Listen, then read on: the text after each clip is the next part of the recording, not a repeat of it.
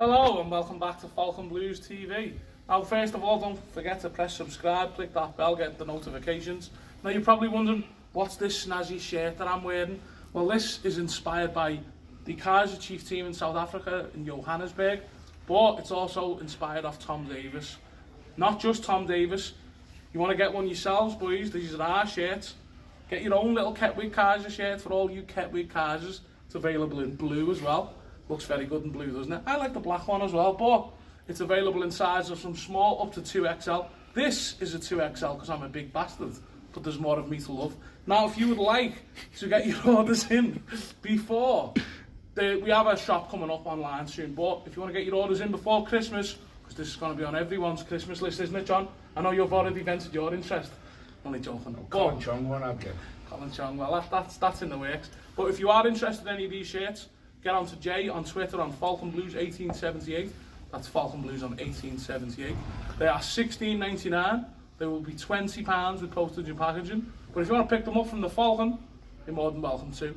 So that's small up to XXL. You can get it in black and orange or blue and white. It's not bad. Now let's have a good look at the blue and white one. Not bad, that is, boys. Come on, this is for all you Ketwig Kaisers. Now, since our shameless plugs are out of the way, we're starting some new videos on the channel.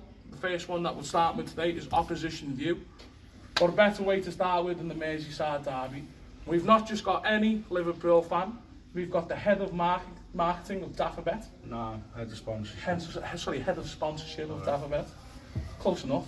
Yeah. And he's also my brother John. Yeah, the handsome one. The handsome one, yeah. Well, yeah, I think we're both handsome devils. We've got the same genes, come on now. But no, you're blue and red, we've got different genes. Yes, that's right, my brother is a Liverpool fan.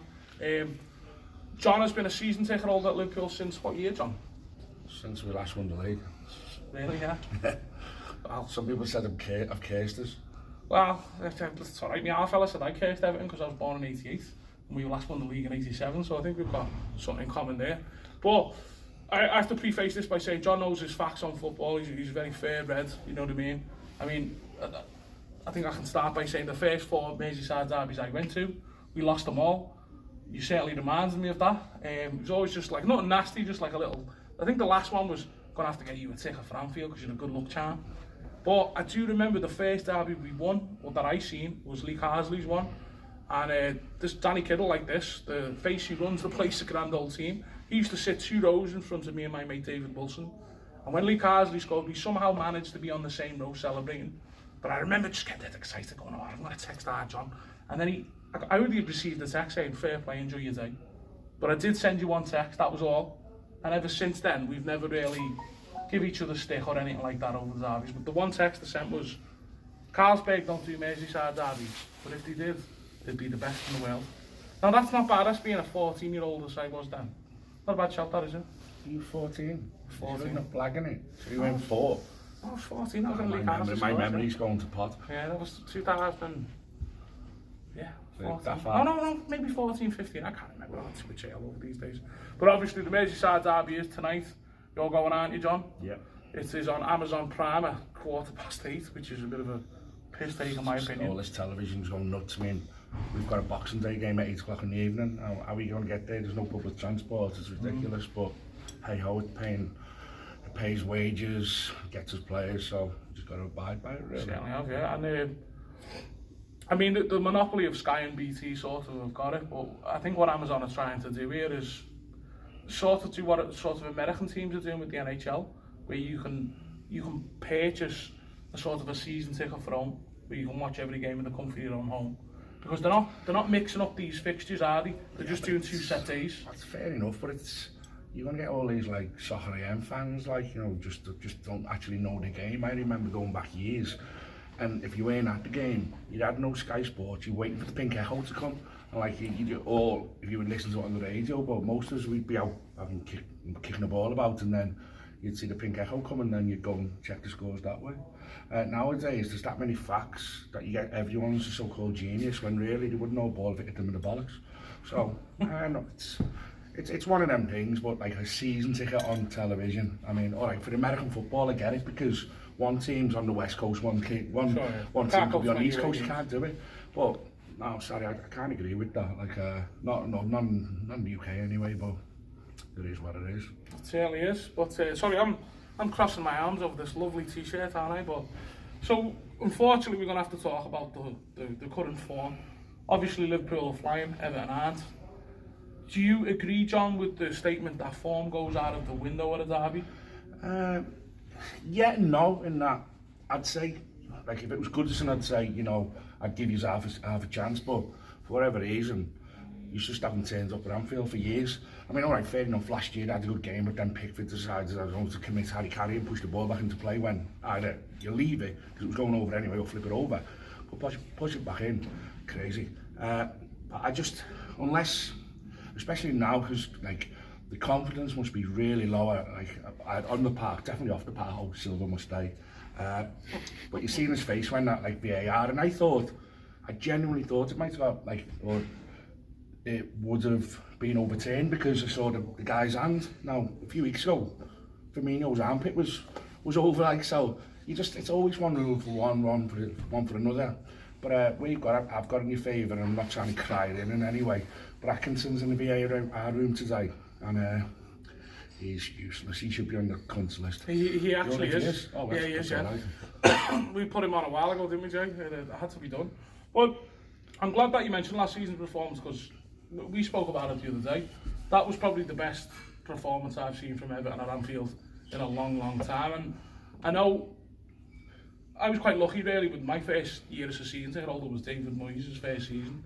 Now, people can say what they want about Moyes, but at least under Moyes we had an identity. We were hard to beat. You knew you were going to get, like, listen, when Moyes was Everton manager, you knew they were going to put a shift in, they're going to, like, actually put the foot in. I don't want to say dogs of war in that way, because it wasn't that, but you always knew you were going to have a game. Whereas now, like, I don't understand the way Everton are playing or not playing, because I started the season, I did name my team, I've had to take him out because he hasn't been playing. Just in your fancy team? Yeah. I had Sigurdsson like that, and it's as if they're playing with no confidence, or they're just not doing what they should be doing. And it's just, it bewilders me. Like, thankfully I'm red, not blue, but you just think, like, well, what are they playing at? Like, I'm very confident tonight. Normally I'm nervous going into the game, so now we'll probably get dipped. No. But wouldn't that be nice? No. Like, I'm like, in my head, 3-0. That's what I've bet. But we've been conceding all season, so chances are it could be 3-1, I don't know. But form-wise, yeah, we are flying, but we're conceding each game. So if we go 1-0 up, you aren't coming back because there's no spirit in your team no more. If Everton go 1 up, could they close doors? Possibly. We struggle with keeping clean sheets as well. I can see it being, there's going to be a couple of goals in this. Strangely enough, I've been a bit down over speaking about it, but today, everyone's written us off. Everyone. The way I look at it is, Everton have got nothing to lose, really. And if I was Marco Silva, his job's on the line. I'd be wanting to go out and have a good go. Well, they did. I mean, to be fair to Everton, they played well against Leicester, so... I thought so as well. And I saw the formation, I thought, ooh, he's taking a chance there against Leicester, but it worked. I don't know whether... I think against Liverpool, you're going to have to load the midfield. Fabinho being out a big loss for us. Alisson as well, suspended. Yeah, but no, that was planned, because he wanted to go and get bevies up at the Ballon d'Or exhibit, or the ceremony. And we got agents, so I wanted to see if I could put a bet on him, score a penalty, because we know he's done that before. He did actually score the winner past Everton, yeah. So, it was funny you were mentioning about, like, identity with Everton and what you knew what to expect. Obviously, the dogs of war, you know, the old saying was Joe Parkinson would tackle. If there was an empty pack of crisps that come on the pitch, he'd go over and tackle it. Now, there was a lot. I think it's fair to say that some of the David Moyes squads were inferior to this current squad, and compared to price value or the quality of the actual players. But at least we had battlers. We had, like, David Weir, Alan Stubbs, Duncan Ferguson, Lee Carsley, even the likes of Phil Neville. They knew what it meant. Do you think Everton are lacking that in the current side? They're definitely lacking something, because there are some, like, real quality players who you know would probably walk into other teams. Apart from up top, that Keane, I don't know what the mindset with that was about, but then he's not getting a chance, so you don't know. But I mean, all these number 10s, some of them are great players. But all I can say is, like, what I've seen at Anfield for so many years is when there's a second ball, it just seems that we're there all the time, and that was never Everton like 10 plus years ago. No. Who would be the Everton danger man for you as being a Liverpool fan? Sigurdsson, because he's really good at set pieces, and I think that's Everton's only chance is at set pieces, especially because we've conceded a few this year. Because anyone up top, Van Dijk's going to have them in the pocket. So it's got to be, like, whether it be free kick or something from the corner or whatever it may be. Who else? Yeah, only Sigurdsson. Just off the top of my head now, I'm just trying to think. Or Digne, again, he can take a good free kick. I've been saying this for a while. Yerry Mina's going to score a goal off a corner. He's got a really good goal record. Well, he did for Colombia. He's only scored one for Everton so far. Now, he's been unlucky this season. Like against City, he nearly scored, and he's had a few half chances. Well, he actually scored against West Ham, didn't he, Jay? And it was ruled. I don't know what the rule was, but they just ruled it out. They didn't check VAR, but we're not going to talk about VAR because we're trying to ban this from our channel because we are sick of it. Get rid of it. Put it in the bin. But I think it's oh, there it's for not the the technology. It's the referee. The referees. referee should be able to go over, like the World Cup. The referee could go pitch line, have a look. He makes the decision because he knows what's getting said on the park. He's got the mentality, or he's hearing what's getting said by the players. Not some clown in a room 100 miles away who's just working letter of the law. It's just that, I think, it's like, I mean, I was at Norwich Arsenal the weekend. Tim Krul saves, blah blah blah. He gets some for encroachment. Now, letter of the law, yeah, but really, did they make much difference? Because the one who encroached never put the ball out for the corner, so... And also, as well, on the retake, it was players encroaching the box then. So, you know... But now it should be then it sets a precedent, and it's dangerous that everyone's got to be taken. I mean, thank God, like the Women's World Cup had, keep it off the line. And retaken for that, and God, they can't. All right, you're not meant to go off the line, but this was like every goalkeeper goes off the line. It's... Every goalkeeper goes off the line on the penalties. I know that's the rule that you're not meant to, but what's your score prediction? You said 3-0, that was your bet. I always do, well, all season, me and Jeff, we do 3-0 and pick a goal scorer each on Scorecast. But realistically, I can't see us conceding. Hopefully not first, because if Everton go 1-0 up, that could be danger, and they'll try and shut up shop. Can they do it? I don't know.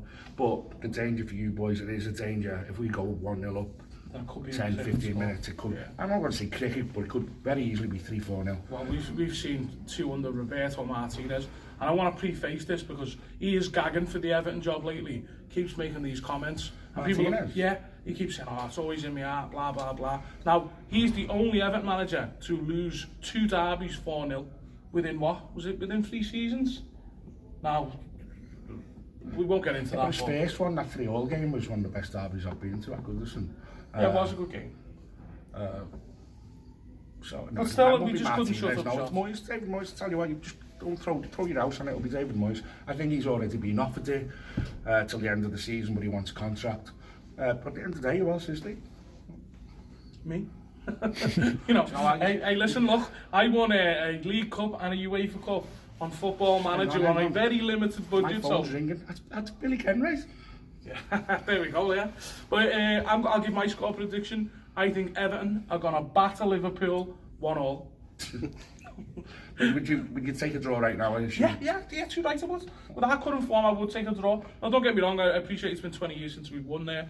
I was watching Howard's Way again recently, and we'll be actually having words with Dave Feely tomorrow, and he made a really good point. It was 14 years, on the Graham Sharp game when he scored that amazing volley, it was 14 years since we won that game. Over that. Wow. And I've had the pleasure to spend like a company with Sharpie, and he's a really nice fella, and I says that goal like that, and I say it was fluke, it's off your shin on it, and he just laughs, says yeah, red shite. But yeah, it's a great goal. Well, John, thanks for coming on, mate. Appreciate that. That would have been good, wouldn't it? I appreciate that you did shake my hand. Now, before we go, don't forget, these are available. And before you go as well, what I want to say is to the set of one of these? No, bollocks to that. The set of blues have done the Everton and Liverpool flag, like the Scousers know the truth. Yeah, Duckenfield, what a wanker. Quote me on that. But there's a really good, I've seen it, it's like a big 12 foot or something. It's going to get put across the Anfield Road, so fair play to whoever's put heads behind that. And at the end of the day, I just hope for a good game. I've also put money on a red. Red card, someone, a competitor price boosted it to 72, but that's worked out. That's a bit daft on their half, because I think the Merseyside Derby's got the The highest most rate in the of red Premier League, cards. yeah, most red cards. Yeah, yeah. But then here's this, the other way though, there was people who stick their foot in. Who's going to stick their foot in? No one probably. No, I'm just there now, talking myself out of the best of what I did put on. Yeah. Well, Falcon Blues 1878. It's available in all sizes, 2 different colours. We'll have some badges coming soon as well, won't we, Jay? And in the future, maybe some different designs. But for all you Ketwick cars out there, get on these. Best Christmas present you're ever going to get. Buy them for your son, your daughter, your wife, your girlfriend. A bit on the side, I don't care, just buy them. But until next time, up the fucking toffees. Colin Chong. Say Colin Chong. Yeah, there we go.